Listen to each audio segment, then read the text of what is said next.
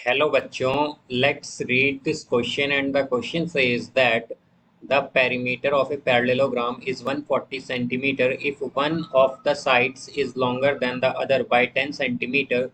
Find the length of each of its sides. तो आइए अब इस क्वेश्चन को यहाँ पर हम सॉल्व कर लेते हैं। इस क्वेश्चन में कहा गया है कि जो पेरीमीटर है पैरेललोग्राम का वो 140 सेंटीमीटर है और अगर एक साइड लॉन्गर है देन अदर बाय 10 सेंटीमीटर, तो हमें बताना है कि जो लेंथ होगी ईच साइड की वो क्या होगी। तो यहाँ पर हम की कॉन्सेप्ट यूज करेंगे, कॉन्सेप्ट दैट इन पैरेललोग्राम। तो हमारे पास पैरेललोग्राम में क्या होता है, जो अपोजिट साइड्स होती हैं वो इक्वल होती हैं। Opposite sides are equal, are equal. यहाँ से हम अगर देखें तो हमारे पास क्या होगा, लेट्स सपोज कि हमारे पास एक पैरेललोग्राम है।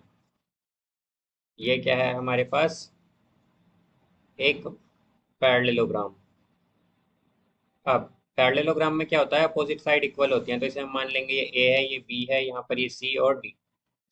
तो अगर हमारे पास ए बी इक्वल होगी यहाँ पर डी सी के, बिकॉज यहाँ पर ये क्या है पैरेललोग्राम है तो अपोजिट साइड इक्वल होंगी, तो इसलिए ए बी इक्वल होगी डी सी के और ए डी इक्वल होगी यहाँ पर हमारे पास बी सी के।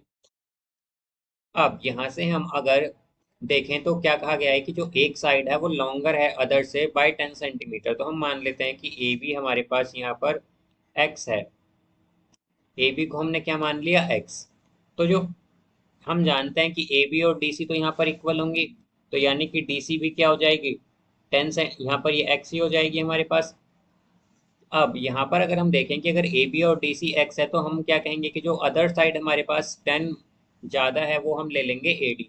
तो हम मान लेते हैं कि ए डी क्या है हमारे पास, एक्स प्लस 10 है, बिकॉज कहा गया है कि एक साइड क्या है, 10 लॉन्गर है देन अदर। तो अगर ए डी एक्स प्लस 10 है तो हमारे पास यहाँ पर जो बी सी है वो भी क्या होगी, एक्स प्लस 10। और यहाँ से अब अगर हम देखें तो पेरीमीटर क्या होगा, पेरीमीटर हो जाएगा हमारे पास यहाँ पर सभी साइड्स का सम, यानी कि A B plus B C plus C D plus D A. ये हमारे पास क्या होगा, पेरीमीटर होगा यहाँ पर इस पैरेललोग्राम का।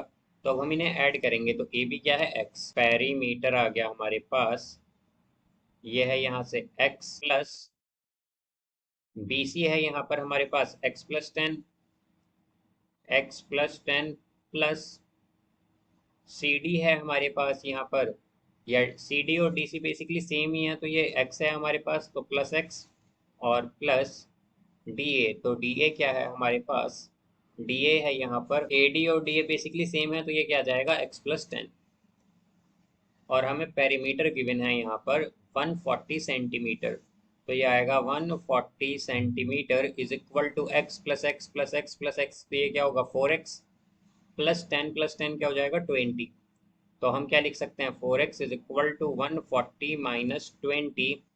तो 4x क्या आएगा, 4x आएगा यहाँ से 120। तो x की वैल्यू क्या होगी, 120 बाई 4। तो x आ गया यहाँ से हमारे पास 30 सेंटीमीटर। तो x यहाँ पर 30 सेंटीमीटर है और हम जानते हैं कि x क्या है, बेसिकली x जो है हमारी यह है ए बी और D C.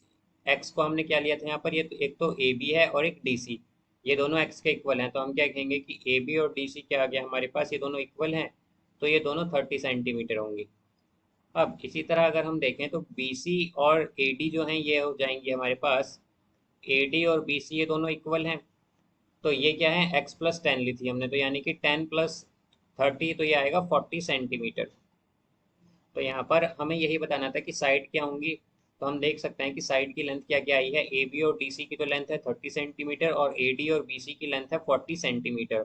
So I hope you understood it well, best of luck, thank you.